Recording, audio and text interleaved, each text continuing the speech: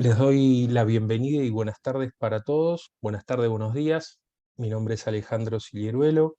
Me encuentro a cargo del Seminario en Cuestiones Actuales de Dogmática Penal, que, como ustedes saben, vamos teniendo distintos encuentros con invitados especiales. El seminario gira dentro de la órbita de lo que es el Instituto de Investigaciones de la Universidad de Buenos Aires, que se encuentra a cargo del profesor Guillermo Jensen. En esta oportunidad, como lo habíamos anunciado incluso en la edición anterior del seminario, realmente tengo y tenemos todos nosotros el gusto y el honor de tener presentes al profesor Andrés Rosler. Ustedes saben, recientemente se ha editado el libro que todos nosotros conocemos como La Tostadora. Vamos a escuchar hoy algunas reflexiones del profesor en torno a lo que es el capítulo 6, como bien está anunciado en el flyer, a propósito del juicio que se llevó a cabo respecto de Luis XVI. Nuestro invitado es profesor de Filosofía del Derecho en la Facultad de Filosofía y Letras de la Universidad de Buenos Aires y en la Universidad de San Andrés, y es investigador del CONICET. Como siempre, a mí me gusta agradecer la presencia de todos ustedes, en particular de quienes constantemente nos acompañan y nos apoyan en las ediciones del seminario. Bueno, aquí estuvimos hablando, yo estoy viendo presentes al profesor Martínez Osorio de Centroamérica, al profesor Horacio Romero Villanueva de la Universidad del Salvador, de nuestra casa. Y bueno, estoy viendo acá, por ejemplo, Enrique Estel de Tucumán, que fue exalumno nuestro, Andrea Bartos, que siempre nos acompaña, y distintos invitados que han concurrido para escuchar al profesor Roller, con lo cual no tengo más nada para decir. Estimado Andrés, lo escuchamos con atención. Muchísimas gracias, Alejandro, por esta presentación. Y como decía antes, para mí es un gran honor, es el sueño del pibe.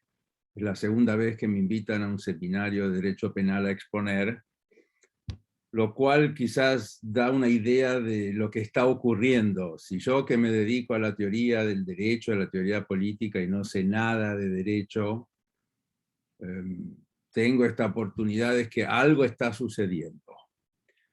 El tema de hoy, se me ocurrió, es la discusión sobre cómo la legalidad queda desplazada por la legitimidad en ocasión de los juicios, o muchos juicios, pero pensé que valía la pena hacer hincapié en este ejemplo histórico, hacer una especie de genealogía de esta oscilación entre la legalidad y la legitimidad, y aprovechar entonces, decía, el origen de esta discusión, que creo que se remonta hasta el juicio de Luis XVI, cómo el crimen universal en el fondo provoca este desplazamiento de la legalidad a la legitimidad. Me voy a concentrar así todo en la legalidad y la legitimidad, y después, si hay tiempo, quisiera hablar sobre la primera causa inmediata o próxima de este desplazamiento, que es hoy lo llamaríamos el derecho penal del enemigo. Resulta que el acusado en el fondo no es tanto un criminal sino un enemigo. Esto a su vez se debe a que tiene ciertos principios, lo cual por supuesto empeora su situación. Y en el fondo además esos principios se refieren a que es un enemigo de toda la humanidad y no solo de un régimen político o jurídico en particular. Pero como decía Groucho Marx, antes de empezar, tengo algo importante, creo, para decir. Por legalidad me refiero al razonamiento jurídico en el sentido estricto de la expresión, un razonamiento que parte de una fuente convencional o histórica, que indica un autor, que a su vez crea el derecho o la ley, la cual es a su vez, o el derecho es aplicado por ciertas instituciones específicas determinadas por ese mismo autor. Fuente, autor, ley y juez. Esta genealogía, a su vez, gira alrededor de la idea de autoridad. entendiendo al derecho como una razón para actuar de segundo orden, que no convence, aunque puede llegar a convencer, sino que se propone excluir nuestras razones de primer orden precisamente debido a los desacuerdos que solemos tener, incluso en el ámbito del derecho. Y a esto se refiere el eslogan, la ley es la ley. Por legitimidad, por otro lado, me refiero no tanto al razonamiento jurídico, sino que me refiero a un tipo de razonamiento que no es estrictamente jurídico, no se refiere a una fuente convencional o histórica, no tiene autoridad en sentido formal o secundario de segundo orden, sino que pretende convencer y persuadir precisamente porque aspira a ser una manera correcta de proceder. Aquí lo que importa en la legitimidad no es la fuente o la forma, sino el contenido de aquello que debemos hacer. Con mucha razón ustedes dirán que así descritas, la legalidad y la legitimidad no tienen por qué ir en direcciones opuestas, ya que operan en diferentes niveles. La legalidad se dedica a identificar el derecho y la legitimidad se dedica a justificar, por no decir a legitimar ese derecho o el razonamiento legal. De ahí que en un Estado de derecho democrático, por lo general, si todo sale bien, actuamos legalmente porque confiamos en la legitimidad de ese Estado o de ese orden jurídico, sin tener que remontarnos cada vez que aplicamos el derecho, cada vez que actuamos, hasta las fuentes que lo justifican o legitiman. Y esto mismo se aplica al juicio de Luis XVI, que vamos a discutir, ya que al momento del juicio ya estaba en vigencia el derecho penal liberal, tal como lo conocemos hoy, el derecho penal de la Ilustración, dispuesto y legitimado por la propia revolución, y sin embargo fue desobedecido. Y creo que, en muy pocas palabras, esto es algo que está sucediendo incluso ahora, como decía al principio. Yendo al juicio, creo que la primera vez que me interesé por el juicio, si no es que oí hablar del juicio, fue cuando Jacques Vergès, el famoso penalista o abogado penalista, famoso por sus defensas de acusados como Klaus Barbie, o Carlos el Chacal, o incluso Milosevic, dice en su libro sobre estrategia judicial y defensa de ruptura, si cito bien el título, rara vez toma la acusación, la iniciativa de un proceso de ruptura, lo cual era la especialidad de Vergès. En circunstancias excepcionales, sin embargo, dice Vergès, es la acusación la que presta su voz a los que impugnan el orden establecido. Entonces el proceso se invierte, se produce la extraña situación de que el acusado reclama respeto a las leyes mientras la acusación las niega abiertamente. Tal fue el caso de Luis XVI, dice Vergès. Se podría decir entonces que la estrategia de ruptura de Vergès consiste en desplazar la discusión sobre la legalidad del juicio hacia la legitimidad de este juicio. En el caso del juicio a Luis XVI, por legalidad me refiero otra vez a ese razonamiento específicamente jurídico que tenía que tener en cuenta no solo la Declaración de los Derechos del Hombre y del Ciudadano, que estipulaba el principio de legalidad precisamente, sino además la Constitución de 1791, que consagraba el principio del juez ordinario, para no hablar de los fueros constitucionales del rey, y el nuevo Código Penal de 1791, casi con olor a nuevo todavía al momento del juicio, que recuerdan que es de fines de 1792. Respecto al Código Penal de 1791, un historiador, David Jordan, un especialista en el juicio, dice que, lo cito, fue una de las piezas más importantes de la reforma revolucionaria, era muy específico. El código fue redactado en reacción a la justicia arbitraria infligida por los reyes franceses. Estaba diseñado para prevenir abusos de procedimiento y por lo tanto de la justicia en el futuro. El código decía que un acusado podía ser perseguido por un crimen solo después de la imputación por un jurado de acusación integrado para ese propósito. En el mundo angloparlante, el jurado de acusación es equivalente a un grand jury. Este jurado de acusación examinaría la evidencia y había regulaciones estrictas sobre cómo la evidencia tenía que ser recolectada, cómo llamar testigos si era necesario y decidir si había un caso para ir a juicio. Entonces el acusado aparecería ante un tribunal criminal cuya composición era diferente del jurado de acusación. Antes de que se pronunciara la imputación por el jurado de acusación, el acusado tenía derecho a 1 o 2 abogados, y una vez que la imputación era presentada, al acusado se le tenía que dar tiempo adecuado para su defensa, se le tenía que dar acceso a la evidencia que se iba a usar en su contra, y debía tener la oportunidad de llamar testigos, y todo el juicio iba a ser conducido en público. Y agrega Jordan, cada uno de estos procedimientos, excepto el último, esto es, de ser conducido en público, cada uno de estos procedimientos fue violado durante el juicio de Luis, y cada violación fue exhaustivamente debatida en la convención, es decir, durante ese procedimiento público.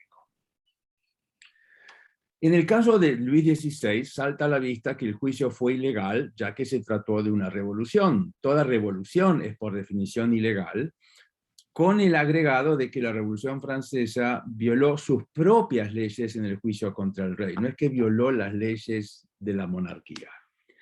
Se podría decir que a pesar de su notable ilegalidad, el juicio fue legítimo en el sentido de que la idea empezó a cobrar precisamente a partir de la Revolución, ya que hasta esos momentos la idea de legitimidad era típicamente monárquica, hacía referencia a la tradición milenaria que respaldaba la posición de los reyes, mientras que la legalidad en todo caso era la revolucionaria, ya que correspondía a las decisiones muy recientes tomadas por precisamente el nuevo gobierno, y no tenía un pasado al cual hacer referencia para legitimarse. Dentro de no mucho, o en poco tiempo, la monarquía perdió toda legitimidad debido a que se impuso el discurso republicano, pero para que tenga entonces sentido semejante afirmación, la idea de legitimidad primero debió haber perdido todo vínculo con la monarquía para convertirse en una manera de referirse en general a la justificación moral o ideológica de un régimen político. Ahora sí voy a examinar el juicio en sentido estricto, y ustedes dirán, ya que se trata de un juicio, convendría empezar por la acusación. Sin embargo, como la acusación no atribuye en sentido estricto un delito, no es una verdadera acusación, sino que es la historia de la revolución hasta el juicio, creo que la mejor manera de entender el juicio es comenzar por la defensa del rey. Recuerdan que la defensa del rey estaba dirigida por Guillaume de Malherbe, y el que lleva a cabo el alegato, el verdadero penalista, el verdadero especialista de ese equipo de abogados, era Raymond de Sées, que junto a Malherbe, que era el director, se puede decir, del equipo de defensa, y François Tronchet, conformaba el equipo de abogado de Luis XVI. Para decirlo en muy pocas palabras, antes de entrar al alegato en sentido estricto, convendría recordar que la Constitución de 1791 tenía previsto destituir al rey en caso de que no jurara la Constitución, en caso de que formara un ejército en contra del nuevo régimen, en fin, en ciertos casos específicos, pero insisto que la única pena, por así decir, prevista por la Constitución era su destitución o abdicación, si se quiere, inmediata. De ahí que una buena defensa lo único que tenía que mostrar era hacer referencia, o tenía que hacer referencia a la Constitución para demostrar que el acusado tenía fueros constitucionales y por lo tanto no tenía sentido empezar juicio penal en su contra. Ningún juicio penal podía ser llevado a cabo. Pero previendo que quizás la Carta Constitucional iba a ser desoída o no iba a ser tenida en cuenta, de hecho, por la Convención, de Sées juega la carta del Código Penal de 1791, que era una de las reformas legales de las que quizás más se enorgullecía la Revolución. No hay que olvidar que la Revolución, se suele decir, comienza con la toma de la Bastilla.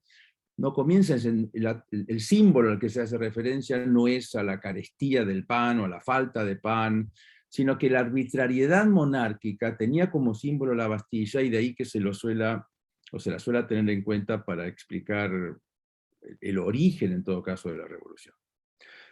Por lo tanto, dice de Sées, luego de haber jugado la carta constitucional, si ustedes le quitan a Luis la inviolabilidad del rey, ustedes le deben al menos los derechos del ciudadano. pues ustedes no pueden hacer que Luis deje de ser rey cuando declaran querer juzgarlo y que él vuelva a hacerlo al momento del juicio que ustedes quieren emitir. Ahora bien, agrega Deuces, sigo citándolo. Si ustedes quisieran juzgar a Luis como ciudadano, les preguntaría dónde están esas formas conservadoras que todo ciudadano tiene el derecho imprescriptible de reclamar. ¿Dónde está la separación de los poderes, sin la cual no puede existir ni la Constitución ni la libertad? Agrego brevemente, por supuesto, la propia convención representó la acusación, la instrucción, la sentencia, todo el paquete. Continúo. ¿Dónde están los jurados de acusación y de juicio, especies de rehenes dados por la ley a los ciudadanos para la garantía de su seguridad y su inocencia? ¿Dónde está esa facultad tan necesaria de la recusación que la misma ley ha ubicado frente a los odios y las pasiones o las pasiones para alejarlos? ¿Dónde está esa proporción de votos que la ley ha establecido tan sabiamente para alejar la condena o para suavizarla? ¿Dónde está el escrutinio silencioso que provoca al juez a reflexionar antes de que se pronuncie y que encierra, por así decir, en la misma urna tanto su opinión como el testimonio de su conciencia?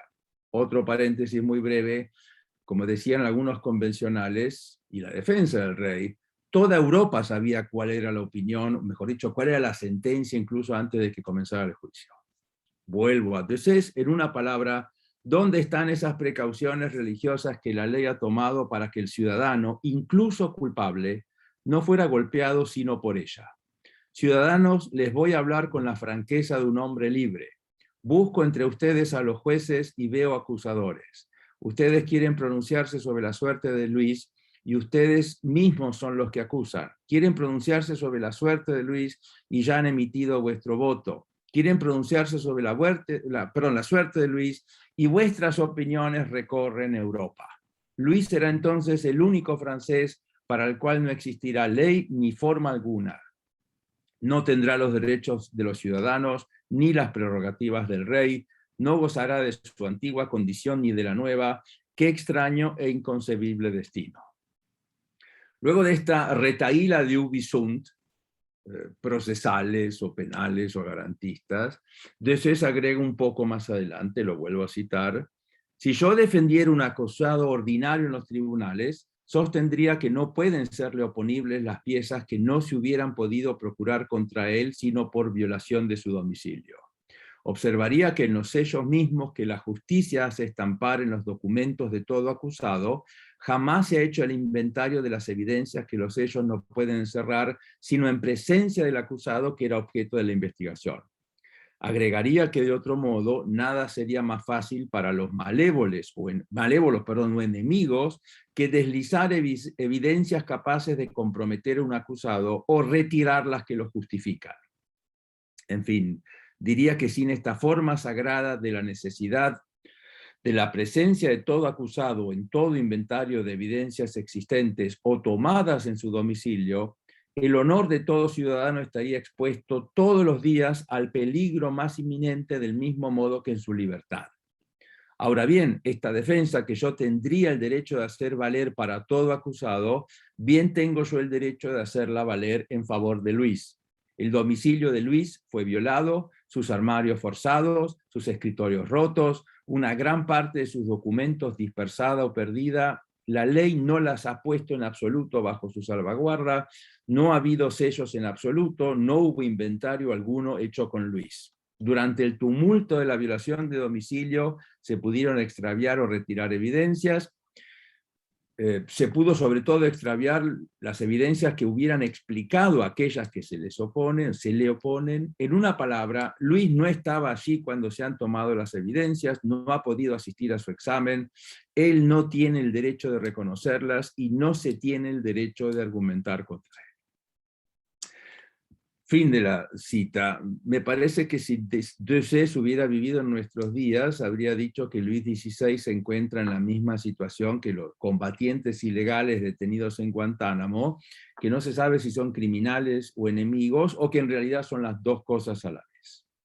De ahí que dé la impresión de que el juicio a Luis XVI es un típico ejemplo de lo que hoy se suele denominar como derecho penal del enemigo. En cuanto a la acusación, que es la posición que termina triunfando, hay dos grandes alternativas. Está por un lado la posición jacobina, cuyo eslogan, diría, era "el rey debe morir", haciendo referencia, por supuesto, a la frase que emite Bruto en Julio César de Shakespeare. Recuerdan, Bruto empieza esa noche pensando qué hacer luego de haberse reunido con Casio. En realidad, Bruto comienza su razonamiento a partir de la premisa que él debería justificar. Debe ser mediante su muerte, o como se suele traducir, César debe morir. En realidad, los jacobinos le rinden un homenaje indirecto al razonamiento jurídico, ya que, en las palabras de Robespierre, proponer un proceso para Luis XVI, sea el que sea, es retroceder al despotismo real y constitucional. Es una idea contrarrevolucionaria, pues significa poner en cuestión la propia revolución. Si Luis puede todavía ser objeto de un proceso, es que puede ser absuelto, puede ser inocente. ¿Qué digo? Se supone que es inocente hasta que sea juzgado. Pero si es absuelto, si se puede suponer que es inocente, ¿en qué se convierte la revolución? Si Luis es inocente, todos los defensores de la libertad se convierten en calumniadores. Todos los rebeldes resultarían ser amigos de la libertad y defensores de la inocencia oprimida. Todos los manifiestos de las cortes extranjeras no serían sino reclamaciones legítimas contra una facción dominante. La detención misma que Luis ha sufrido hasta este momento sería una vejación injusta. Los federados, el pueblo de París, todos los patriotas del imperio francés serían culpables. Entonces, como dice Carl Schmitt, la distinción entre revolución y legalidad era sacrosanta también para un terrorista como Robespierre. Todo juicio es contrarrevolucionario porque supone la aplicación de reglas preexistentes, esas convenciones arbitrarias, como las llamaban los revolucionarios, que reconocen derechos humanos, diríamos hoy, del acusado, del hombre en aquel momento, mientras que la revolución siempre mira hacia el futuro aplicando reglas y principios nuevos. De ahí que Robespierre se lamente: invocamos formas porque no tenemos principios. Robespierre les advierte a los convencionales: ofreciendo una tribuna a los defensores de Luis XVI, resucitáis todas las querellas del despotismo contra la libertad, consagráis el derecho de blasfemar contra la República y contra el pueblo, ya que el derecho a defender al antiguo déspota supone el derecho a decir todo lo que conviene a su causa. Entonces se podría tomar partido libremente, dice Robespierre, a favor o en contra. De ahí que Robespierre termine preguntando retóricamente a los miembros de la convención: ciudadanos, ¿queréis una revolución sin revolución? Y les recuerda: todas las decisiones y los actos de la revolución eran tan ilegales como la caída del trono y de la Bastilla, tan ilegales como la propia libertad republicana. La Constitución os prohibía todo lo que habéis hecho. No tenías derecho a mantenerlo en prisión. Él tiene el derecho de pedir su excarcelación y a una indemnización por daños y perjuicios. La Constitución os condena. Id a los pies de Luis a invocar su clemencia. En cuanto a mí, me avergonzaría discutir más seriamente estas argucias constitucionales. Antes que Robespierre, Saint-Just había manifestado durante el juicio que, lo cito, la única meta del comité fue la de persuadirlos de que el rey debía ser juzgado como un simple ciudadano. Yo digo que el rey debe ser juzgado como enemigo, que tenemos menos que juzgarlo que combatirlo, y que no estando para nada el rey en el contrato que une a los franceses, las formas del procedimiento no están en la ley positiva, sino en la ley del derecho de gentes. A falta de estas distinciones, se ha caído en las formas sin principios que conducirían al rey a la impunidad. Es decir, los jacobinos se dan cuenta de que si aplican el derecho no pueden castigar al rey, de ahí que tengan que invocar estos nuevos principios revolucionarios. Por otro lado, a pesar de que Saint-Just era tan abogado como Robespierre, reveladoramente dice durante el juicio: la inocencia ante el pedido de los defensores de recusar a algunos jueces, dice Saint-Just, la inocencia no recusa al juez alguno, ella no le teme a nada. Mi mamá decía lo mismo, si no hiciste nada malo no tenés nada por qué preocuparte. Por lo tanto, para que Luis ejerciera el derecho de recusación, primero tenía que demostrar que era inocente. Que Luis pruebe pues que es inocente, es solo este título que nos puede recusar. Y además, agrega Saint-Just, nosotros que demandamos el exilio de los Borbones, esto es, si se exilia a los que son inocentes, ¿cómo podríamos no ser inflexibles con aquellos que son culpables? Yendo ahora a la posición girondina, que es la que triunfa, los jacobinos proponen matar, ejecutar al rey directamente, pero precisamente sin hacerle juicio, porque el juicio era ilegal. Los girondinos creen que, como solemos decir hoy, era más complejo, o también solemos decir, nos debemos un debate. Tanto la defensa como la acusación jacobina están de acuerdo entonces en que el juicio es ilegal. El desacuerdo consistía en que mientras que para la defensa había que aferrarse a los derechos humanos del rey, los jacobinos directamente querían matarlo como un enemigo. La posición girondina, que es la que termina imponiéndose, cree que se puede reconciliar la preocupación de la defensa por los derechos humanos del acusado con la pretensión jacobina de matar al rey como un enemigo. En otras palabras, lo que defiende la posición jacobina es esta idea de la revolución legal, lo cual por supuesto es una contradicción en sus términos. David Jordan, el historiador al que me refería antes, dice: en una asamblea en la que la mitad de sus miembros eran abogados o estaban familiarizados con el derecho, era difícil encontrar nuevos procedimientos que fueran familiares. Esto que no solo es un involuntario homenaje a Monty Python, esta idea de encontrar procedimientos nuevos que fueran familiares, creo que es muy relevante porque es lo que permite la condena del rey a toda costa, inventando procedimientos nuevos que a su vez fueran familiares. Hay varias, por supuesto, o varios representantes de la posición girondina, pero por razones de tiempo me voy a concentrar en los discursos de Condorcet, que creo era el más sofisticado de los girondinos, el verdadero filósofo de la posición girondina, y que a su vez ofrece un punto de vista privilegiado para entender el interpretativismo que subyace a la revolución legal girondina. Y si se quiere, a esta mezcla de interpretativismo y deliberativismo que subyace a la revolución legal girondina. No hay que olvidar que los girondinos, toda la convención, como vimos, se enorgullecía de poder ofrecer este debate público a los ojos de todo el mundo, violando, por supuesto, los derechos del acusado, a diferencia de lo que hacían las monarquías o los monarcas o las cortes que se reunían a escondidas de noche a espaldas de la sociedad. En realidad la propuesta específica de Condorcet no tuvo éxito. Él quería hacerle juicio a Luis XVI, pero no a través de la convención, sino mediante un tribunal especial designado según los estándares que Condorcet proponía, y además votó en contra de la pena de muerte. Sin embargo, la estructura de su pensamiento creo que es el que más claramente revela cómo se puede racionalizar la violación del derecho mediante la apelación a la filosofía o el razonamiento en general, o si se quiere, cómo la filosofía del derecho se puede usar en contra del derecho mismo.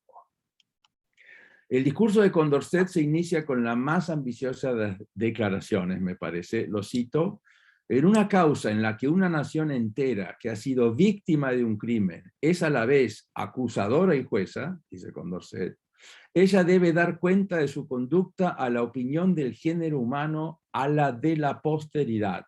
Ella debe poder decir: han sido respetados todos los principios generales de la jurisprudencia reconocidos por los hombres esclarecidos de todos los países. Fin de la cita. Lo que propone entonces Condorcet es un razonamiento a cielo abierto, dirigido al género humano y a la posteridad, solamente limitado por los principios generales de la jurisprudencia, reconocidos por todos los hombres esclarecidos de todos los países.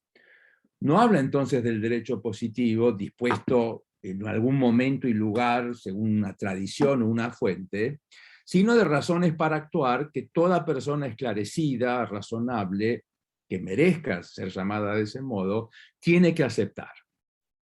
Él ofrece razones que no podemos rechazar, si somos razonables. Condorcet supone que su propuesta de hecho es tan razonable que, dice él, es necesario que los reyes mismos, en el secreto de su conciencia, se vean forzados a aprobar su justicia. Otra vez esto me recuerda la posición de Bruto, el Bruto de Shakespeare, si me permiten, que apenas terminada la... Bueno, tenían el cuerpo de César todavía caliente delante de ellos. Dice Bruto, yo voy a dar razones de lo que hicimos, que incluso le dice a Marco Antonio, si vos fueras el hijo de César, tendrías que aceptar los argumentos que te voy a ofrecer. Tan convencido estaba él de la razonabilidad de lo que había hecho. Esta moralización del derecho penal que reemplaza las garantías penales o los derechos del acusado por razones públicas que se supone que nadie puede rechazar de modo fundado en un debate, en una deliberación, es característica de proyectos utópicos que fácilmente se vuelven totalitarios. Como si los derechos humanos del acusado no fueran parte de un debate público, no lo hubieran sido antes, o como si el debate público pudiera ir en contra de ellos. Condorcet, de todos modos, trata de hacer descender su razonamiento desde las alturas de la moralidad hasta el derecho vigente en Francia. Por eso dice él, reconoce que, lo cito, no se puede punir legítimamente una acción si una ley anterior no la cuenta expresamente entre los crímenes, y ella no puede ser castigada sino por una pena que también ha sido discernida por una ley anterior. Este axioma es dictado por la humanidad y por la justicia. Bueno, hasta acá somos todos peronistas. Así, la pregunta es cómo hace Condorcet para reconciliar esto con lo que termina sucediendo.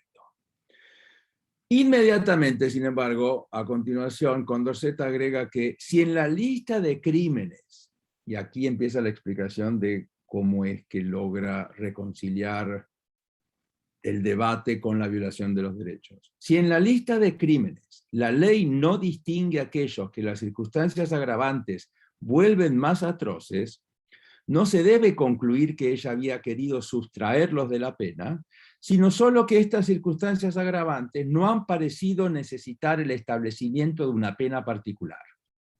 Por lo tanto, agrega Condorcet, si las leyes francesas no se pronuncian en particular sobre un rey conspirador, aunque el rey sea mucho más culpable que un ciudadano, no se sigue en absoluto que deba ser salvado, sino solo que los redactores de las leyes no han querido distinguirlo de otros conspiradores. Fin de la cita. Por lo tanto, según Condorcet, que la ley no haya previsto un castigo para el rey, un castigo que no fuera la abdicación prevista por la Constitución de 1791, no implica que ese castigo no exista en algún lado. El silencio de la ley para Condorcet, bueno, de una ley que en realidad es bastante expresa, solo que no expresa lo que quiere Condorcet, este silencio no es una omisión entonces, sino que, según Condorcet, no hace falta decir aquello que es obvio, razonable, justo, bueno, ya que esto último, lo bueno, lo justo, lo correcto, es parte del derecho penal por definición, siempre que, diríamos hoy, veamos el derecho en su mejor luz, o siempre que esto ocurra en ocasión de un verdadero debate. Condorcet entonces parece asumir que el que calla otorga siempre y cuando le hagamos la pregunta adecuada. No puede extrañar entonces que Condorcet recurra a un acto ventrílocuo para hacer que la ley diga lo que él quiere oír. El acto ventrílocuo de Condorcet se opera mediante una discusión interpretativa. Dice Condorcet, hace falta discutir el sentido de estos dos artículos en referencia a la inviolabilidad del rey y a que por los delitos cometidos después de la abdicación legal, él será juzgado, el rey, como los otros ciudadanos, tal como lo preveía la Constitución. En una buena legislación, dice Condorcet, la ley positiva no es otra cosa que una consecuencia o aplicación de reglas y antecedentes comunes de las relaciones morales con los otros hombres, de las que el derecho natural ha puesto la base y determinado los principios legítimos. Fin de la cita. Se puede notar cómo interpretativismo mediante una discusión que comienza acerca de cuál es el derecho aplicable a un juicio, se da inicio con la mención de los artículos relevantes, es decir, el derecho positivo y la legalidad, los fueros constitucionales, pero como por arte de magia, se termina hablando del derecho natural y de la legitimidad. ¿Cómo llegamos desde la legalidad hasta la legitimidad? Para Condorcet, el silencio constitucional sobre el castigo que merece el rey, dice, es más que suficiente para excitar la indignación de los hombres que tienen en el alma el sentimiento de la libertad y de la igualdad. De este modo, la impunidad del rey no está decretada por la Constitución. Es más, dice Condorcet, si esta impunidad hubiera sido decretada por la Asamblea Constituyente, habría sido un crimen contra el género humano. De ahí que el truco de magia que le permite a Condorcet extraer de la galera de la legalidad el conejo de la legitimidad es esta discusión interpretativa, esta búsqueda del sentido de la Constitución. Se trata de un truco de magia, ya que el propio Condorcet muestra sus cartas. Al más puro estilo interpretativista, él no quiere realmente entender el sentido de las normas, sino discutirlas, valorarlas. Cualquier disposición jurídica que provoque indignación puede ser interpretada como inexistente. Obviamente, esto no solo confunde la interpretación con la valoración, sino que fundamentalmente desconoce la autoridad del derecho, lo cual nos permite agregar un capítulo nuevo a esta novela, tal como dicen los dworkinianos, con la salvedad de que Luis XVI no pudo interpretar la sentencia, sino que por supuesto debió obedecerla. La moralización del derecho a la que conduce la búsqueda de su sentido es todavía más perceptible cuando Condorcet agrega que, lo cito otra vez, es imposible entender las leyes de otro modo. En lugar de reconocer estas simples interpretaciones que recuperan la intención de los constituyentes y que se limitan a recuperar el significado de las normas, Condorcet se pregunta, ¿no es más natural pensar que los redactores de la Constitución se han contentado con trazar una marcha legal para el caso en el que la notoriedad evidente volviera inútil una instrucción judicial y que ellos han abandonado las circunstancias lo que exigiría esta instrucción? Ellos han creído sin duda que sería difícil trazar de antemano una forma que pudiera convenir a los eventos imprevistos, extraordinarios, de los que el proceso hecho un rey debe ser necesariamente precedido. En las antípodas entonces de la interpretación de Deussès, del abogado defensor del rey, Condorcet pasa por alto que la obvia intención de los constituyentes fue estipular los fueros constitucionales y prever la abdicación como único castigo, debido a que al momento de la Constitución querían asegurarse de contar con una monarquía constitucional y que el rey se viera motivado a aceptarla. Eso impedía que el rey de Francia siguiera siendo un rey por derecho divino, pero al menos podía seguir siendo rey. Por lo demás, esta tendencia de Condorcet a convertir el derecho en una ocasión para proponer contrafácticos, es decir, lo que los legisladores deberían haber hecho si hubieran sido racionales, adolece del obvio problema de que el derecho no es un debate, un contrafáctico, una probabilidad, un proyecto que puede ser de interés en ocasión de un seminario o una mesa de café, sino que el derecho es una convención ya establecida que tiene autoridad. El sentido de los contrafácticos es el de alejarnos de la realidad. Siempre me acuerdo de ese anticuado, aunque revelador, dicho yiddish, bueno, bastante anticuado, pero creo que bastante revelador de todos modos. Si mi abuela hubiera tenido testículos, habría sido mi abuelo. El contrafáctico o el debate son la palanca con la que los filósofos pueden hacer mover el mundo del derecho en la dirección que les parezca bien a ellos, ya que son los filósofos, no el derecho, los que aportan la premisa decisiva que sirve como punto de partida del razonamiento. Así todo, Condorcet supone que su búsqueda de la interpretación correcta, como diríamos hoy, que muestra el derecho en su mejor luz, sigue respetando los principios generales de la jurisprudencia, como dice él, los cuales obviamente no pueden descuidar las garantías penales de los acusados. Por eso Condorcet está en contra de que la convención juzgue al rey y propone un tribunal nuevo. Obviamente Condorcet supone que la regla de justicia que exige que una ley anterior haya determinado el delito y la pena, no demanda también la anterioridad de la ley que establece el modo de juzgar, con lo cual el juez natural, que ya aparecía en la Constitución del 91, de un juicio, podía hallarse en el futuro. Esto es, el juez natural puede ser creado o instituido con posterioridad a la comisión del delito. Es esta distinción entre derecho penal formal y material la que hace que las garantías se desvanezcan en el aire. Y de hecho, justamente cuando se embarca en la defensa irrestricta del principio sagrado de impedir toda especie de sospecha de la imparcialidad de los jueces, Condorcet, sin darse cuenta, nos muestra cómo, a pesar de sus buenas intenciones, en el fondo él mismo abandona el derecho penal liberal y penetra en el territorio de lo que hoy llamamos derecho penal del enemigo. Los hombres que, según estos proyectos del rey bien conocidos, estaban marcados para ser víctimas ante los tribunales del nuevo despotismo, los miembros de las dos asambleas, la legislativa y la constituyente, ¿podrían ellos seguir siendo los jueces de aquel que ya los había consignado a sus verdugos? ¿Se dirá entonces que todos los ciudadanos, todos los amigos de la libertad estaban igualmente amenazados y que al adoptar este razonamiento sería imposible encontrar jueces? Breve paréntesis, se da cuenta aquí Condorcet que si los jueces deben ser imparciales, deben tener una distancia suficiente como para que precisamente sus prejuicios no intervengan en el juicio.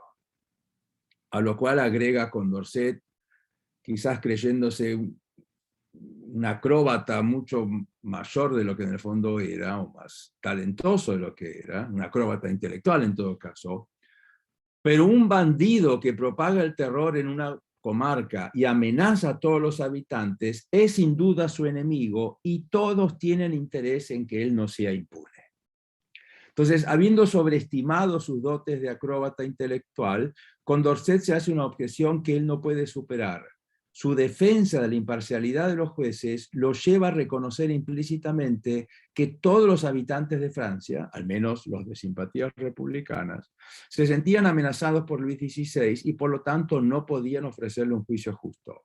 Sin embargo, para que el rey no quedara impune, debía ser combatido como un enemigo. Lo que había escrito con la mano de Beccaria, para quien obviamente el criminal ya no es un enemigo, sino un ciudadano que dispone de derechos y garantías, Condorcet termina borrándolo con el codo de Rousseau, como dice famosamente en el Contrato Social, dice Rousseau, al atacar el derecho social, todo malhechor deviene por sus crímenes rebelde y traidor a la patria, cesa de ser un miembro al violar sus leyes e incluso le hace la guerra. Entonces, la conservación del Estado es incompatible con la suya, es necesario que uno de los dos perezca, y cuando se hace morir al culpable, es menos como ciudadano que como enemigo.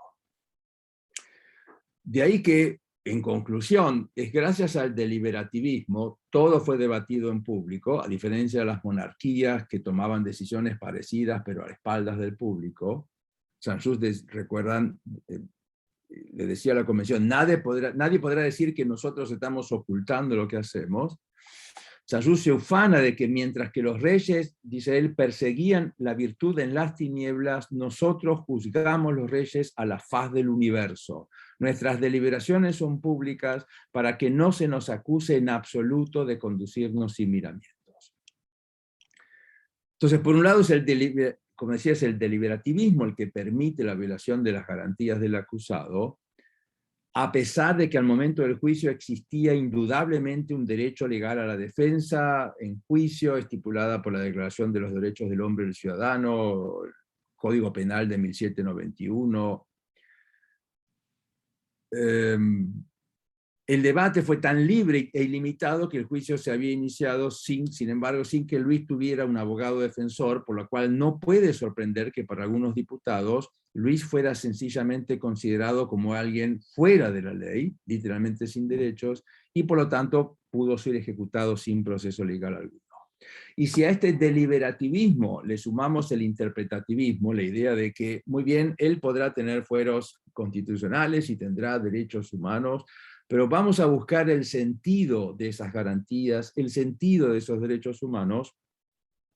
El deliberativismo sumado al interpretativismo en ocasión de un crimen universal, eso permite que el principio de la legalidad fuera violado al amparo, irónicamente, de la legitimidad. Bueno, si les parece, me parece que ahora convendría empezar la discusión y en ocasión de la discusión hablar de los ingredientes que faltan, cómo el derecho penal del enemigo explica el juicio, y finalmente cómo el crimen universal es el que termina movilizando precisamente al derecho penal del enemigo. Muchas gracias.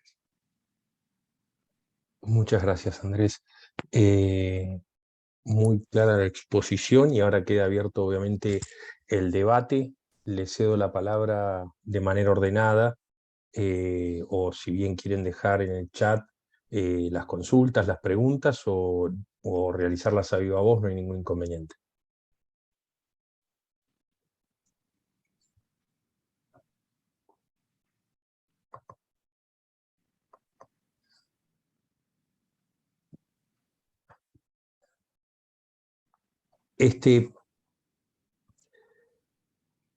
Este planteo, me adelanto e introduzco una cuestión que en realidad la habíamos comenzado a charlar en la previa al encuentro, y después seguí pensando algunas cuestiones, cómo con diferencia de los momentos, de las circunstancias y del tiempo, se termina conectando esta idea de que para determinados ciudadanos directamente no solo no se le aplican las garantías existentes, sino que son enemigos y por lo tanto están en un limbo jurídico. Vos introducías la cuestión de Guantánamo, y tal vez viniendo un poco más para acá y bastante más cercano a la Francia, pero distanciados en el tiempo,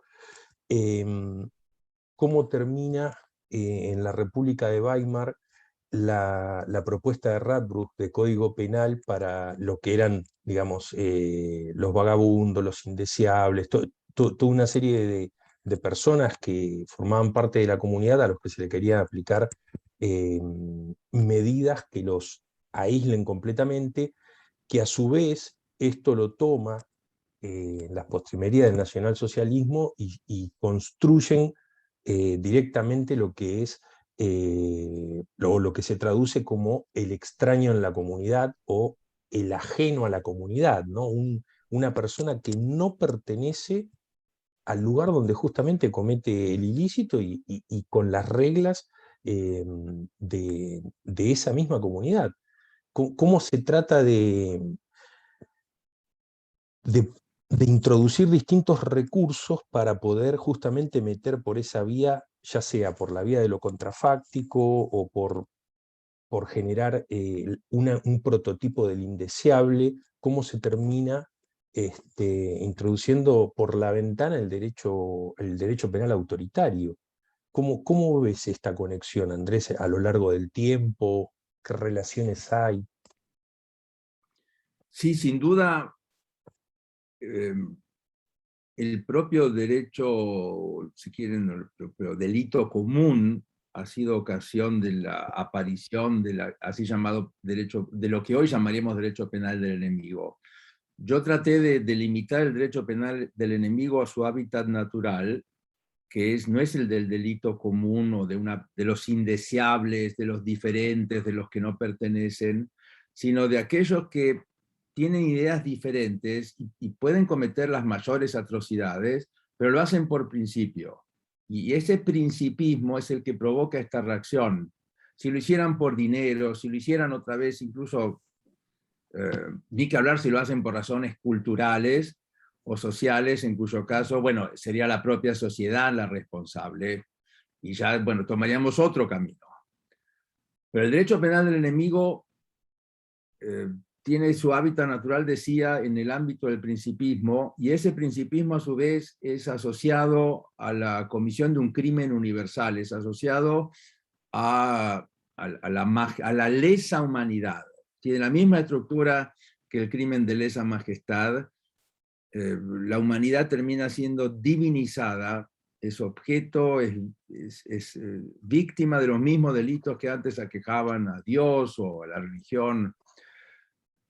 Pero sin duda, es peor de lo que parece y no habría que limitarlo a los delitos principistas o al así llamado derecho penal del enemigo. Los seres humanos, irónicamente, cuanto más humanos son y más hablan de humanidad, parece ser que peor se ponen y terminan expulsando gente incluso en la época del cenit de la humanidad, y eso es, o de los derechos humanos, y eso ya nos lleva a una discusión sociológica o de psicología cognitiva.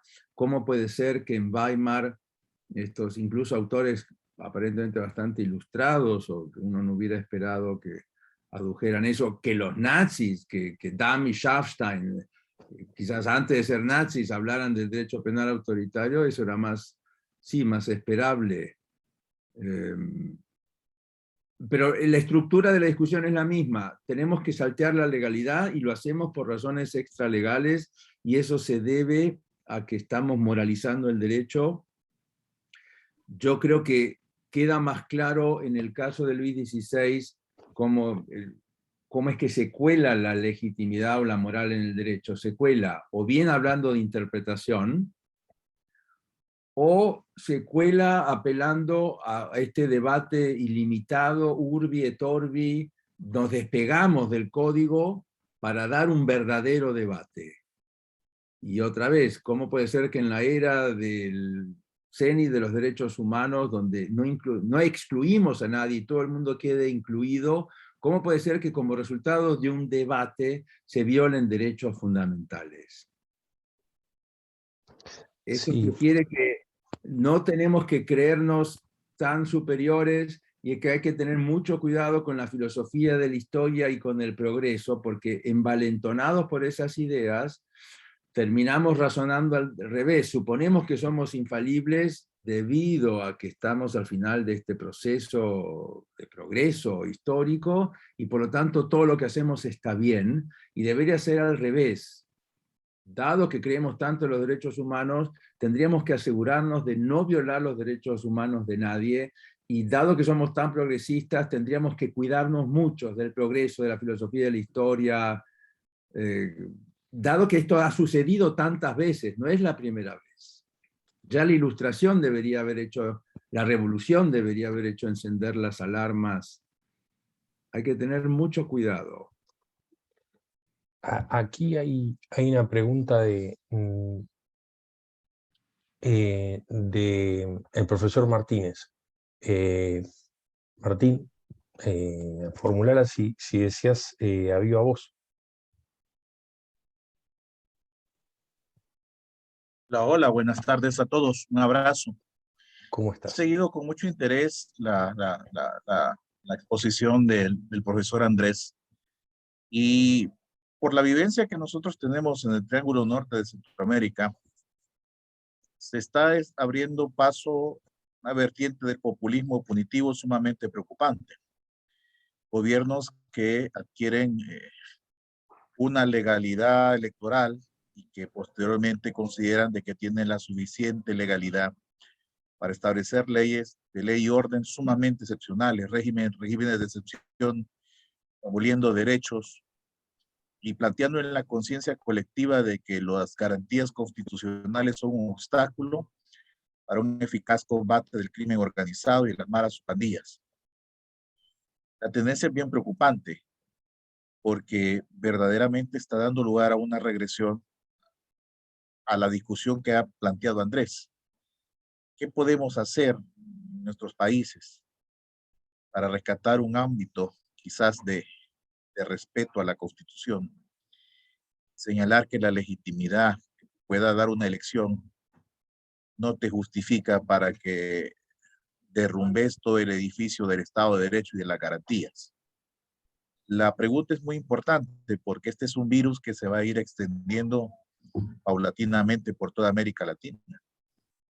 Y recientemente oí a alguien en República Dominicana diciendo que esto de abolir garantías constitucionales para un eficaz combate al delito es lo mejor que se puede hacer y es un modelo a seguir a nivel del Caribe y de Centroamérica. ¿Cuál es tu posición ante esta actualidad, Andrés?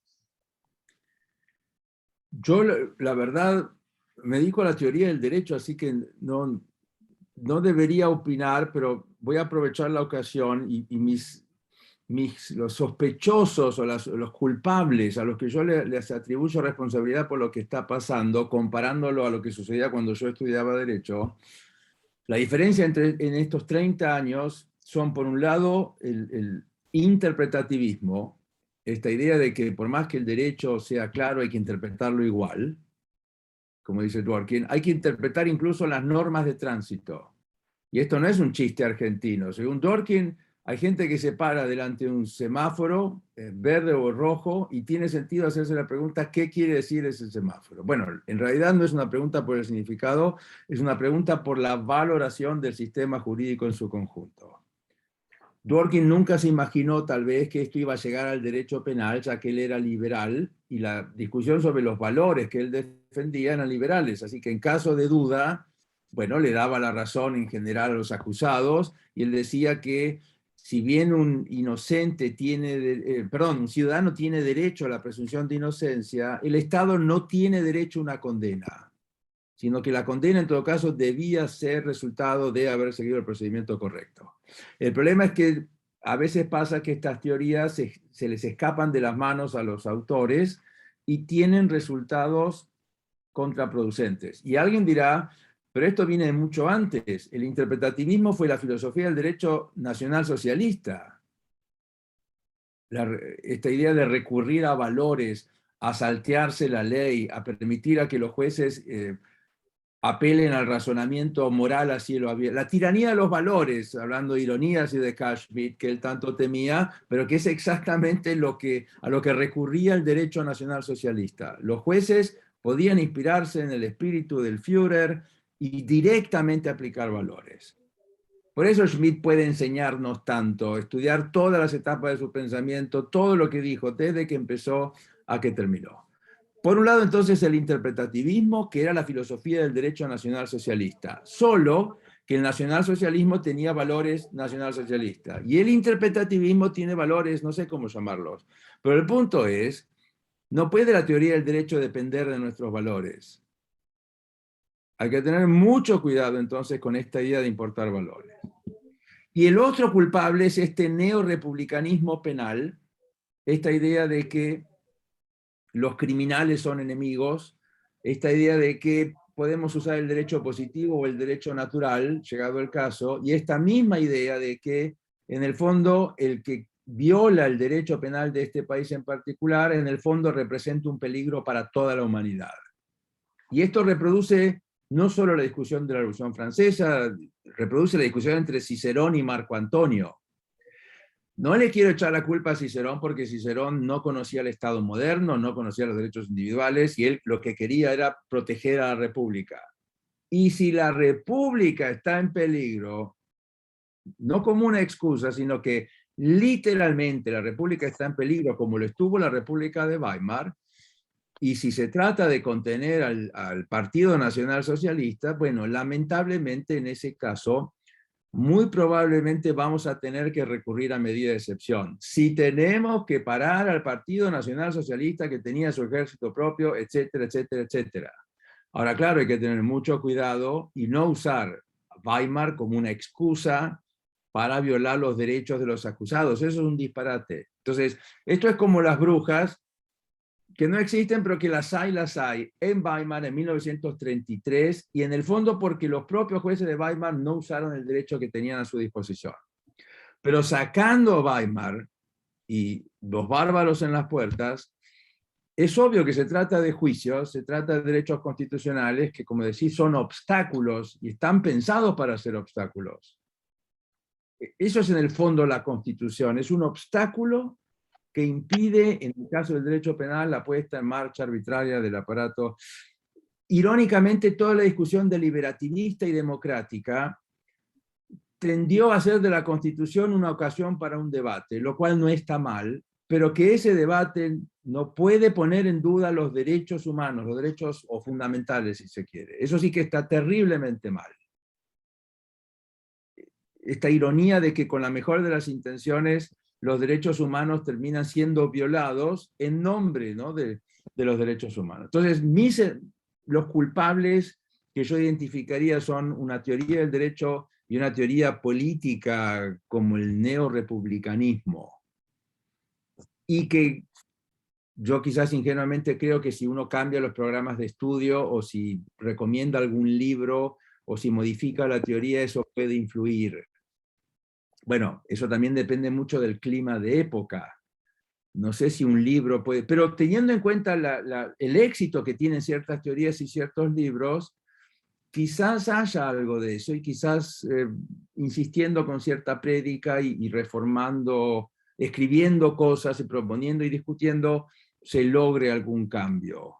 Pero en el fondo es una cuestión sociológica o cultural y entonces, como dije al principio, yo no sé lo que hay que hacer, francamente, cómo se cambia, cómo se logra, pero noto que defendiendo estas teorías tan clásicas, más viejas que el hilo negro, esta idea de que en un juicio hay garantías penales y las garantías son sagradas, como dice el defensor de Luis XVI, estas formas conservadoras que protegen al acusado, que eran una gran invención en su momento de la Ilustración y que de hecho se remontan hasta la Inquisición española incluso.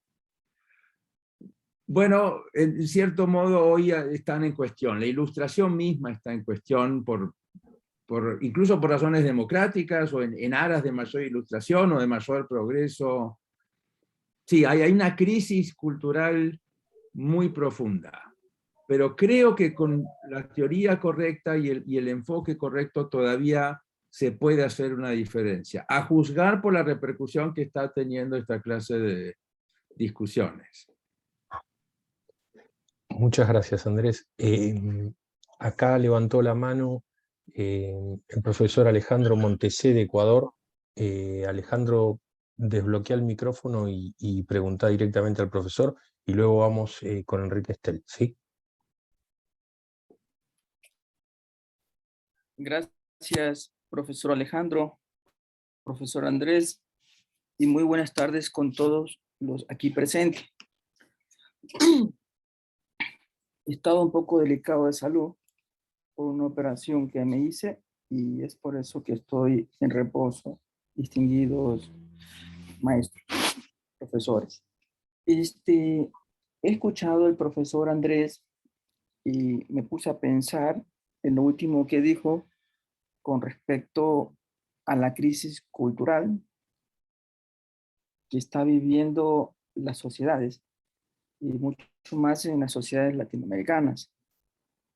También una crisis cultural institucional de respeto a la función del Estado y también con antelación le escuché al profesor Andrés que mencionó algo sobre el derecho penal del enemigo. Entonces, frente a esta crisis, profesor, cultural, tiene una consecuencia con las personas que no respetan a la prevención general del delito, ni tampoco a la prevención especial del delito. Es decir, con la prevención especial del delito hemos visto que en las propias cárceles cometen delitos. Y también con la prevención general del delito, también existe esa desobediencia a lo que usted llamaba principio de legalidad, en este caso penal. Al existir, querido profesor, desobediencia o crisis cultural en el respecto a la prevención general del delito, a la prevención especial de delito, ¿usted considera, querido profesor, que esto, el derecho penal del enemigo, se llegará algún momento a instaurar en estos estados latinoamericanos? Porque realmente el garantismo que tenemos actualmente, que nació luego de la Segunda Guerra Mundial, ha entrado también en crisis.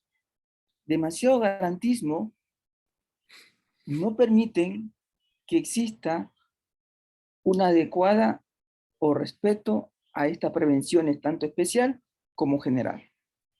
A veces me pongo a pensar y creo que en algún momento podrá llegarse a instaurar ese derecho penal enemigo.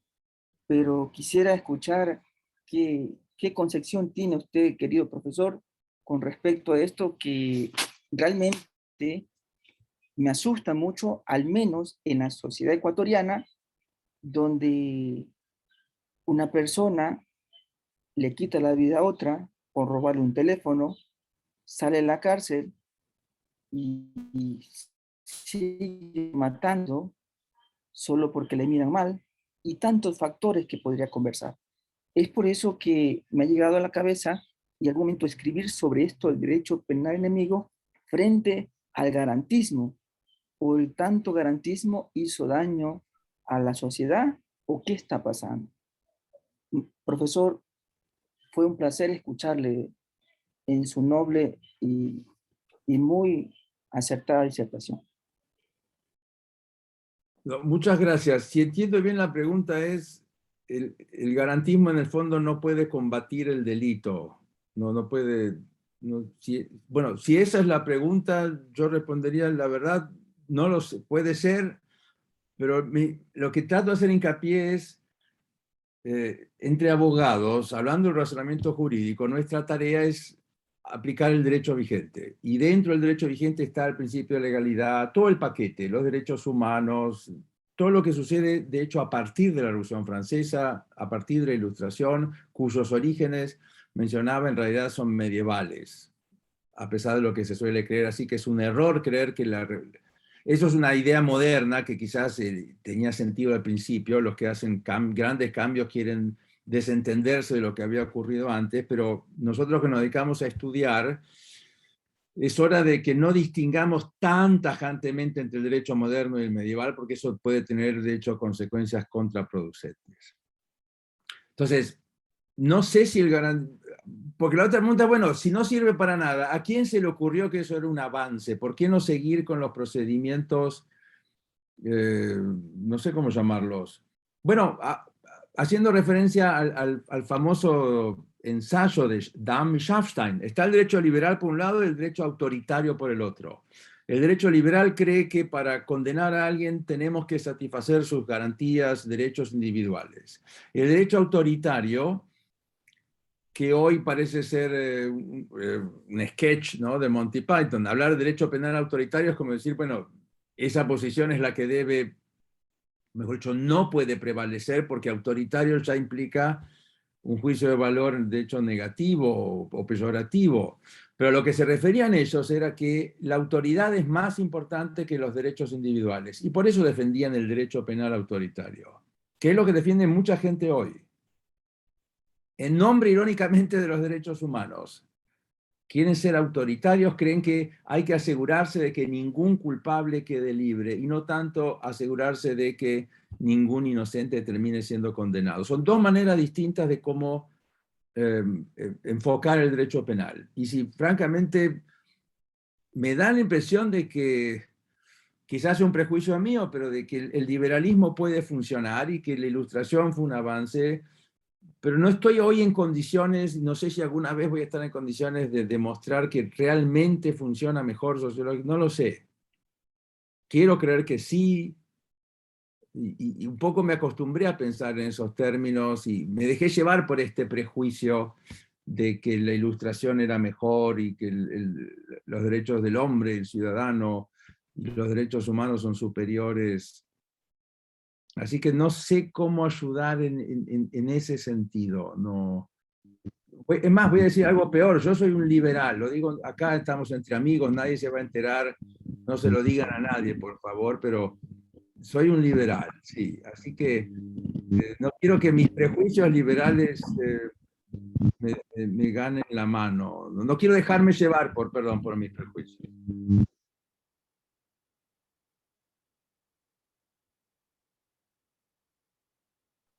Gracias, Andrés. Acá tenemos, vamos con dos preguntas, con la de Enrique Estel y luego con la del profesor Horacio Romero Villanueva, que en ese orden se generaron, ¿sí?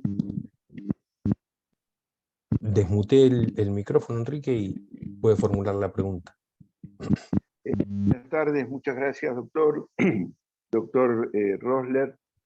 Yo he notado que en algunos juicios, concretamente los debates orales por causas de lesa humanidad, no se respeta el artículo 18 de la Constitución Nacional, no lo juzgan los jueces naturales, se aplica en forma retroactiva la Convención sobre Imprescriptibilidad de Crímenes de Guerra, que se incorporó al derecho penal interno en el año 2003, se aplica el Tratado de Roma, que se incorporó en el año 2002, hay personas privadas de libertad con un promedio de 7 años, se aplica el derecho penal de autor en lugar del derecho penal del acto, consagrado en nuestra Constitución Nacional en el artículo 18.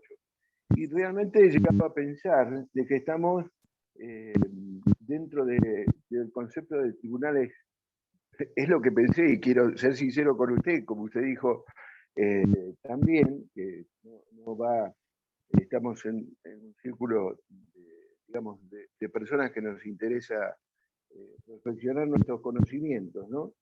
He llegado a pensar de que las personas que están siendo juzgadas en esos juicios están juzgadas por tribunales revolucionarios, y también he llegado a pensar que es la visión práctica más latente que tenemos en Argentina de la aplicación del derecho penal del enemigo. Bueno, me gustaría, con esto no estoy defendiendo bajo ningún punto de vista los crímenes cometidos, simplemente es una interpretación que, sobre la base de lo que usted dijo, yo le pido a usted su opinión al respecto. Eso es todo. Gracias. Bueno, voy a usar un ejemplo que quizás sea todavía más claro. La aplicación de las garantías penales en el fallo Muina hizo que no sé cuántos, dicen cientos de miles de personas salieran a las calles.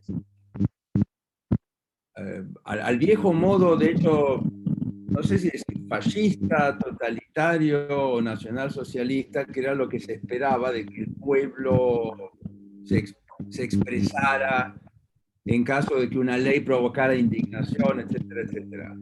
Pero cuando el Congreso de la Nación sancionó la ley penal retroactiva, nadie salió a la calle en contra o a expresar su desaprobación, sino que pasó casi desapercibido. Provocó mucho más, una reacción mucho mayor. La sanción de un reglamento retroactivo a la primera división B del fútbol, si no recuerdo mal, porque claro, a nadie le gusta que le apliquen un reglamento retroactivo, y mucho menos en fútbol, que en Argentina el fútbol además es mucho más importante que el derecho penal.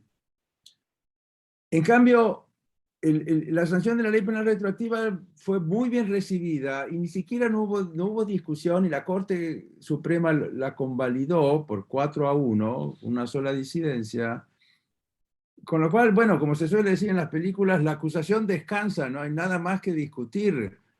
Es obvio que estamos aplicando un derecho penal que, según la discusión que estamos teniendo acá, podría ser llamado revolucionario. Sí, por revolucionario entendemos aquello que va en contra de la legalidad. Lo que pasa es que esto es una revolución, no sé, en el buen sentido de la palabra. Y la revolución en general, en el buen sentido de la palabra, es la que yo llevo a cabo. Ahora, si yo fuera acusado en un juicio, no me gustaría que la acusación a su vez siguiera principios revolucionarios. Yo soy muy ortodoxo, muy burgués, y demandaría, en fin, que se aplicara el derecho penal, los tratados internacionales. Pero quizás si yo hiciera la revolución, sí sería mucho más laxo. Y eso es los seres humanos suelen ser, comportarse según el rol que ocupan en la sociedad, o miran las cosas desde el punto de vista de la posición que ocupan. Con lo cual sí estoy de acuerdo, no está pasando por su mejor momento el derecho penal liberal vigente en Argentina, porque son las mismas convenciones internacionales las que han fortalecido o terminado de consagrar derechos humanos como el principio de ley más benigna y, sobre todo, el de la irretroactividad de la ley penal más gravosa.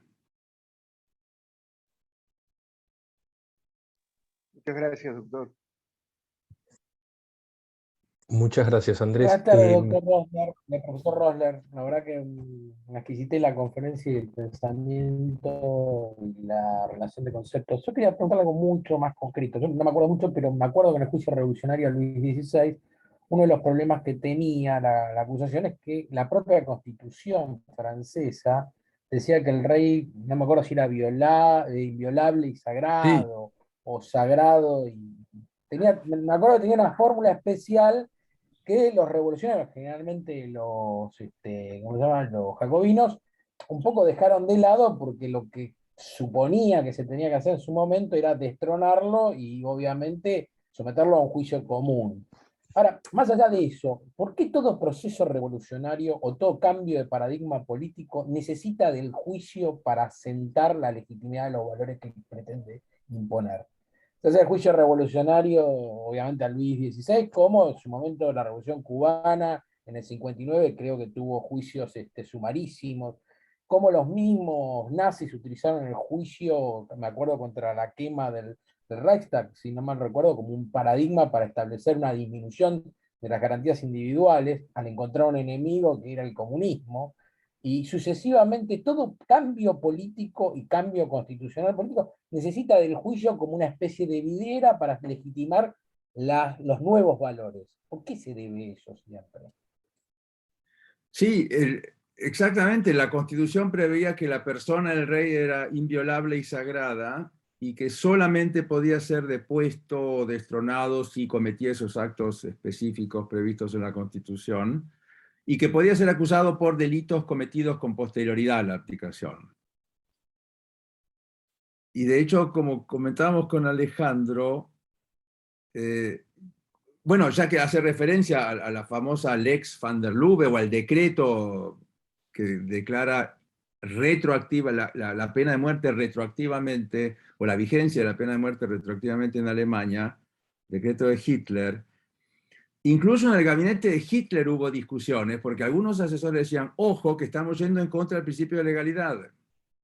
En Argentina, cuando el Congreso sancionó la ley penal retroactiva, hubo un solo diputado que se manifestó en contra y por las razones equivocadas. Entonces, en el gabinete de Hitler hubo más discusión sobre el principio de legalidad que en el Congreso Democrático Argentino en 2017, si no recuerdo mal.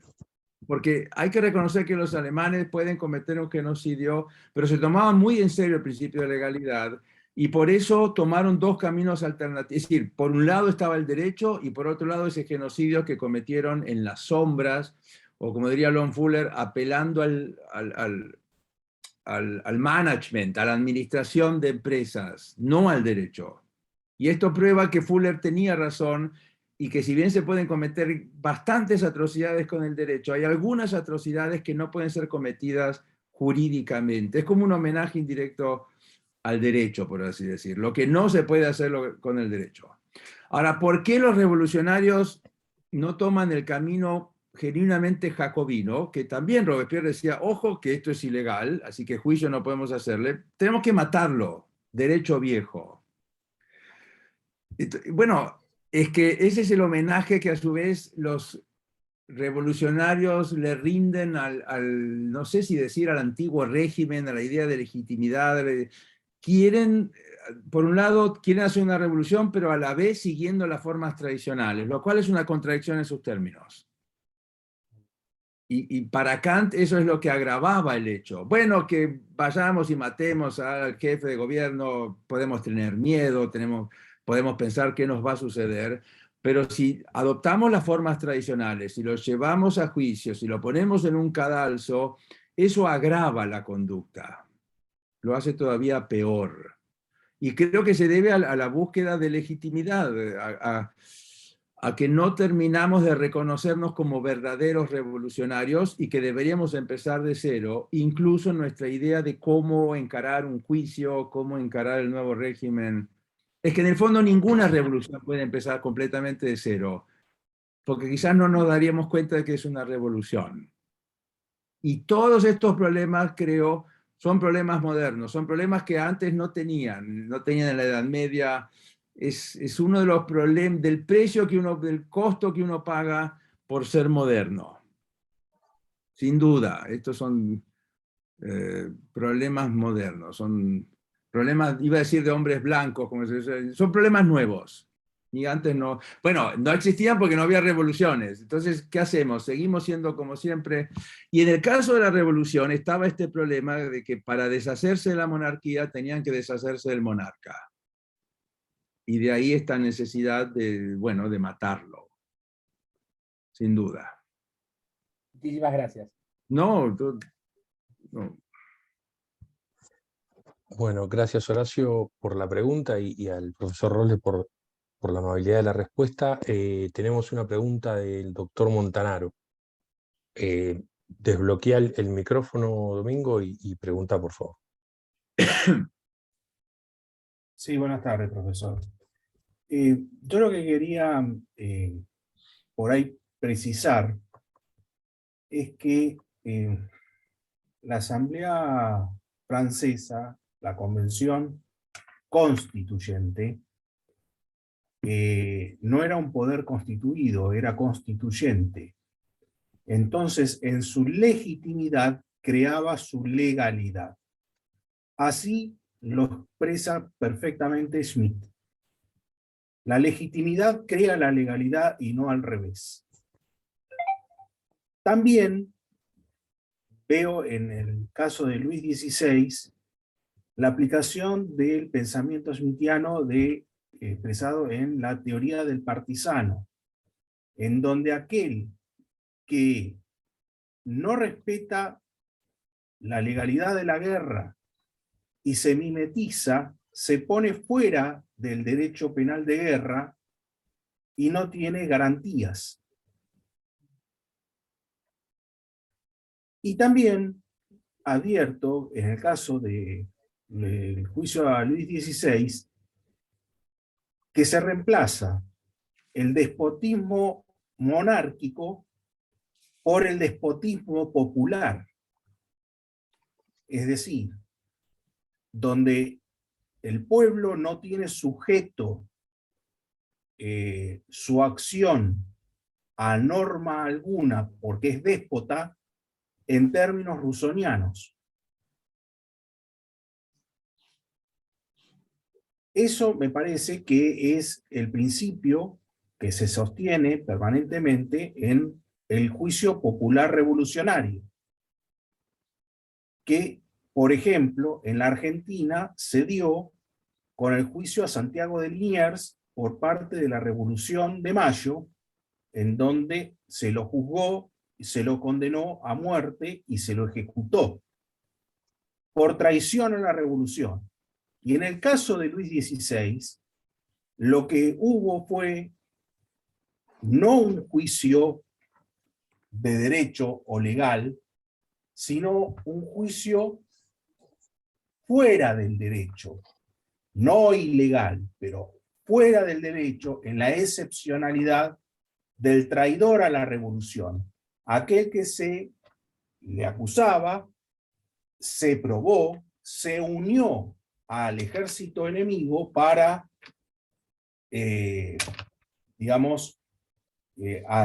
atentar contra la revolución y recuperar su trono, en términos de monarquía absolutista.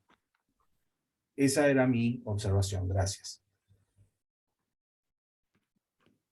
Sí, yo diría que la legitimidad tiene su propia legalidad, somos todos peronistas, eso es exactamente lo que pasó. Y ese es el punto. No es un juicio, o como dijiste vos al final, no es un juicio. Me llevan a juicio, pero me aclaran, mirá que este juez tiene su propia legitimidad y dicta sus propias reglas. Ah, bueno, fantástico. ¿Para qué llevo un abogado entonces? Necesito un abogado que conozca el nuevo... En fin, no es un juicio, eso es parte del punto, es una revolución. Lo grave es que ese es el modelo que se está usando. Bueno, no es como Luis XVI, pobre, que se consideraba ciudadano. Bueno, ahora vuelvo a Luis XVI, ya vuelvo a Luis XVI. Entonces, es cierto, es una legitimidad que creó su propia legalidad y por lo tanto no tiene sentido hablar de juicio o de derecho. Respecto al partisano, no sé si entendí bien, el rey sería como un partisano y se mimetiza. Sí, porque siendo rey y habiendo aceptado la convención Entonces, constituyente, perdón, entonces, si entendí bien, se hizo ciudadano. pero no se mimetiza, los propios revolucionarios le dicen, vos eras hasta ahora el rey de Francia, ahora sos Luis Capeto. Entonces Luis, que lo acepta y firma como ciudadano y deja de ser rey y contesta las notificaciones, bueno, ya que soy un ciudadano, aplíquenme el Código Penal, en fin, todo lo que tenemos dentro de esta nueva república. Y el problema es que no lo reconocen como rey y no lo reconocen como ciudadano, sino que queda en el medio como un ectoplasma jurídico, como dice Lombard, este abogado francés, o Guantánamo, diríamos hoy. Es lo peor de los dos mundos a la vez. En cambio, el partisano, salvo que alguien dijera, ah, pero el rey se quiso esconder en su condición de ser humano. Nos quiso hacer creer que es un ser humano. Me da la impresión de que puedo tener muchas cosas contra un rey, pero los reyes son seres humanos, no son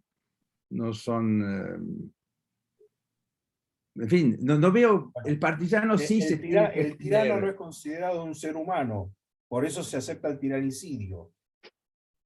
Bueno, si el rey no es un ser humano, entonces todo lo que dije no se aplica y la verdad no tiene sentido, ni la Yo charla. estoy hablando en nada. términos de teoría política, Okay. no en términos de lo que aceptemos o no aceptemos. Por eso, si el rey no es un ser humano, no tiene sentido estudiar el juicio de Luis XVI dentro del derecho penal para seres humanos.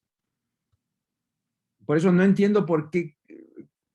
No es un partisano, él no se mimetiza, no se esconde, al revés, dice, yo era rey y ahora soy un ser humano. Y respecto a Rousseau, la propia defensa de Luis XVI cita a Rousseau. Voy a leer lo que dice el alegato de la defensa, justamente. Dessès dice, a quienes alegan que no existe ley que se le pueda aplicar a Luis, y por lo tanto es la voluntad del pueblo la que haría las veces de ley, con lo cual parecía ser un argumento rousseauiano, Dessès le responde con una cita de uno de los autores favoritos de la Revolución, un texto, dice Dessès, que no necesita ser comentado, ni siquiera cita, dice, leo en Rousseau estas palabras. Allí donde no veo ni ley que se debe seguir, ni el juez que debe pronunciarse, no puedo referirme a la voluntad general. La voluntad general, en tanto que general, no puede pronunciarse ni sobre un hombre ni sobre un hecho. Y esto se refiere, el pasaje que cita Dessès, al capítulo 4 de los límites del poder soberano del contrato social, y ahora leo el pasaje entero, de Rousseau ahora. Sea que se trate de un hecho o de un derecho particular sobre un punto que no ha sido regulado por una convención general y anterior, el asunto deviene contencioso. Es un proceso en el que los particulares interesados son una de las partes y el público la otra, pero donde no veo ni la ley que se debe seguir, ni el juez que se debe pronunciar. Sería ridículo entonces querer referirse a una decisión expresa de la voluntad general que no puede ser otra que la conclusión de una de las partes y que por consiguiente no es para la otra, sino una voluntad extranjera particular llevada en esta ocasión a la injusticia y sujeta al error. Así como del mismo modo una voluntad particular no puede representar la voluntad general a su vez cambia de naturaleza al tener un objeto particular y no puede pronunciarse como general ni sobre un hombre, ni sobre un hecho. Con lo cual Rousseau en el contrato social proféticamente describe lo que iba a pasar en el juicio. Y el propio Rousseau era cualquier cosa menos un revolucionario. Lo usan durante la revolución y los jacobinos se consideran rousseauianos, pero pobre Rousseau no es el responsable de lo que ocurre durante el juicio. Le pasa lo mismo que a Smith. Si fuera una discusión de filosofía política, una interpretación del significado de la obra de Schmitt, de Rousseau. Pero sin duda que los jacobinos citan a Rousseau, citan el pasaje que habíamos mencionado que todo criminal es un rebelde, todo criminal es un enemigo. Eso sí lo dice Rousseau, pero él no soñaba que eso se iba a usar durante la Revolución y no soñaba que se lo iba a usar contra el rey de Francia, el último ocupante de un cargo milenario que iba a ser acusado de traición a la patria, precisamente.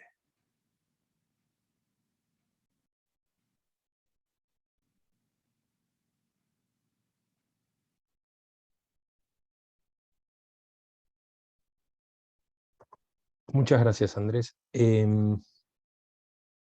La verdad es que ya estaríamos abusando demasiado del expositor, pero te quiero hacer una consulta a raíz de unas reflexiones que formulás en el capítulo este del juicio a Luis XVI, donde vos decís algo así, por acá me lo apunté: durante una conmoción no hay espacios para las formas jurídicas, imparcialidad, presunción de inocencia, debido proceso, etc. O sea, esta idea, ¿cómo podemos precisarla? ¿Cuál sería la precisión más que nada para los contextos, por ejemplo, del fallo Simón, o por ejemplo otros tipos de fallos o de estas leyes retroactivas en claro perjuicio del imputado? O me viene a la memoria, aunque no es tal vez muy simétrico y aplicable al caso, y es de materia procesal, pero bueno, que es Díaz Besón, el plenario 13 de la Casación, que da una serie de argumentos que cuando uno los chequea dice, bueno, terminaron concediendo la excarcelación. Bueno, el fallo de Díaz Besón se aplica a casi todos los casos para poder excarcelar, menos a Díaz Besone, que se le deniega la excarcelación con los mismos argumentos. Esa situación de conmoción que habilitaría a no tener en cuenta todas estas cuestiones a las que vos referís, esa conmoción es estrictamente en el marco de una revolución entendida en términos franceses. Puede ser aplicable a no una revolución en esos términos, sino a una situación que también acá Horacio hacía mención: bueno, ¿por qué siempre se necesita de un juicio para poder, digamos, una suerte de, a partir de acá pensamos de nuevo, como un juicio para poder romper con lo que se venía? Porque en definitiva todos estos fallos y la ley retroactiva tienen lugar en un contexto no necesariamente de conmoción, y en un contexto de cierta vida democrática. Sí, creo que te referís a la cita de Tito Livio, donde cuenta Sí. qué pasaba cuando había una gran conmoción, guardias, centinelas En las las puertas de la murallas, ciudad. claro, y se declaraba el justitium, que precisamente consistía en cerrar los tribunales. No se hacían juicios. Ese es el punto. Durante una excepción no se puede hacer juicio. Entonces, no sé si es una revolución, no sé si es el poder constituyente, no sé si es una conmoción, no sé lo que es, pero sí sé que no es un juicio. Lo extraordinario es cuando mediante un juicio se quiere administrar una excepción, por así se quiere tramitar la excepción mediante un juicio. No tiene sentido. Durante la excepción no hay juicio. Hay que tomar una decisión, o vamos por acá o vamos por allá. Si no, es la posición girondina que creía poder tener la mar en coche, o la chancha lo 20 y la máquina de hacer chorizos. No, no existe la mar en coche. No se puede reconciliar los derechos humanos del acusado si le aplicamos un derecho nuevo. No tiene sentido la frase. Salvo que estemos haciendo una revolución y si hablamos de juicio en sentido figurado. Pero se supone que estos juicios tienen lugar al amparo del Estado de Derecho, son juicios de exportación para vender al mundo, para que ingresen divisas, pero tenemos que vender, hay que tener mucho cuidado que el producto que estamos ofreciendo se corresponda. No pueden hacer juicios, sino si le vendemos cosas que en realidad no, en fin, estamos engañando al consumidor, puede haber problemas de derecho comercial por eso Tito Livio lo tenía muy claro, los romanos lo tenían muy claro. O abrimos o cerramos los O tribunales. cerramos los tribunales. O es una excepción o no es una excepción. Y en el medio no hay nada. Bueno, en el medio está la revolución. Está, bueno, la revolución enmascarada. Están los girondinos. Los jacobinos, como dice Schmitt, eran muy conscientes de la diferencia sustancial que hay entre un juicio y la revolución. Un terrorista como Robespierre cuidaba mucho la diferencia entre la legalidad y las medidas de excepción. Los revolucionarios a la jacobina, los jacobinos saben lo que es una revolución y saben lo que es un juicio, y por eso dicen que el juicio es contrarrevolucionario. Los abogados estamos en el negocio de la contrarrevolución. Ahora, si el abogado quiere hacer una revolución, bueno, es como suelo decir, ¿se acuerdan cuando el 60 era el 38 y ponía delante el cartelito para que la gente supiera que se sube? Uno quiere ir a un lugar en particular, no quiere donde quiere ir el colectivo. Los abogados pueden hacer revoluciones, pero ya dejan de ser abogados, son revolucionarios. Y quizás sea hora de hacer la revolución, pero hay que llamar a las cosas por su nombre. Bueno, muchísimas gracias, Andrés. No quiero abusar más de tu tiempo. Fuiste muy generoso con todas las respuestas, con todo lo que nos transmitiste. Y quiero agradecerle también a todos los que se sumaron, aportaron y a la discusión. Y esto, francamente, es algo que quiero decir relativo a necesitamos dar más discusiones de esta naturaleza para que nos obliguemos como abogados a empezar a pensar y repensar qué es lo que está pasando, porque creo, y esta es una opinión obviamente personal, que se nos está mezclando el interpretativismo de manera solapada y bueno, en materia penal sabemos que esto es extremadamente complicado. Acá hay un montón de agradecimientos que van dejando en el chat y de felicitaciones. Solo para terminar, diría que nada, lo que dije al comienzo de este seminario, como ustedes saben, gira en torno del Instituto de Investigaciones a cargo del profesor Jensen, en la Facultad de Ciencias Jurídicas de la Universidad de El Salvador, a quien agradecemos, bueno, la apertura de este espacio para poder tener este tipo de discusiones. Y esto ya lo digo yo. Muchas gracias acá, profesor Jensen. No solo necesitamos la tostadora, sino también necesitamos la ley es la ley. Me parece que no se puede una cosa sin la otra, o mejor dicho, las dos cosas van de la mano. Tal vez esta es una apreciación también personal que no sé si el profesor Rosler comparte. Bueno, si lo digo yo queda mal, pero decir que estoy de acuerdo, que no, pero no, en fin, no debo, no me corresponde decirlo. Bien, por eso justamente... Pero muchas gracias por el aviso y por el chivo. No. Acá esto va como respuesta a Sebastián Vergara que dejó ahí.